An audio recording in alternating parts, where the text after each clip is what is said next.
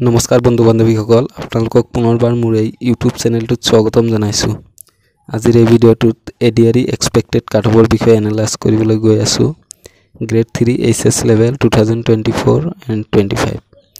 যদি আমি প্ৰিভিয়াস ইয়াৰ কাটঅফ চাও 2022 এডিআৰইৰ লাষ্ট ইয়াৰ কাটঅফ ইউআৰৰ 123.50 কৈছিলে, এসসিৰ 115.50 কৈছিলে, এসটি প্লেন্সৰ 112.50 কৈছিলে, এসটি হিলছৰ 93 গৈছিল, ওবিসি এমওবিসিৰ 117 গৈছিলে, ইডব্লিউএছৰ 115.50 কৈছিলে আৰু ফিজিক্যাল হ্যান্ডিক্যাপৰ 96 গৈছিলে।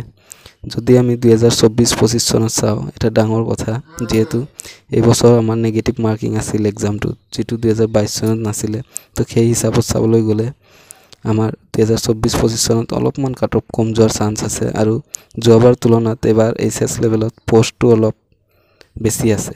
যদি আমি চাও 2024-25 চনৰ বাবে ইউআৰৰ 90 পৰা 100 ভিতৰত যাব পাৰে কাটঅফ, এসসিৰ 82 পৰা 87, এসটি প্লেন্সৰ 80 পৰা 85, এসটি হিলছৰ 78 পৰা 82, ওবিসি এমওবিসিৰ 85 পৰা 90, ইডব্লিউএছৰ 82 পৰা 87 আৰু ফিজিক্যাল হ্যান্ডিক্যাপৰ 80+। এইটোৱে যে ফাইনাল কাটঅফ হ'ব তেনেকুৱা কোনো কথা নাই, এটো জাস্ট আমি এক্সপেক্ট কৰিছো এনেকুৱা হ'ব পাৰে। ইয়াৰ পৰা আপোনালোকে 2-3 নম্বৰ প্লাস বা মাইনাস কৰি দিব পাৰে, এইটোৱে যে ফাইনাল হ'ব তেনেকুৱা কোনো কথা নাই। ধন্যবাদ, আজিলৈ ইমানে। যদি ভিডিঅ'টো ভাল পাইছে লাইক কমেন্ট শেয়াৰ লগতে চেনেলটো সাবস্ক্ৰাইব কৰি ৰাখিব আগন্তুক ভাল ভিডিঅ' পাবলৈ। ধন্যবাদ।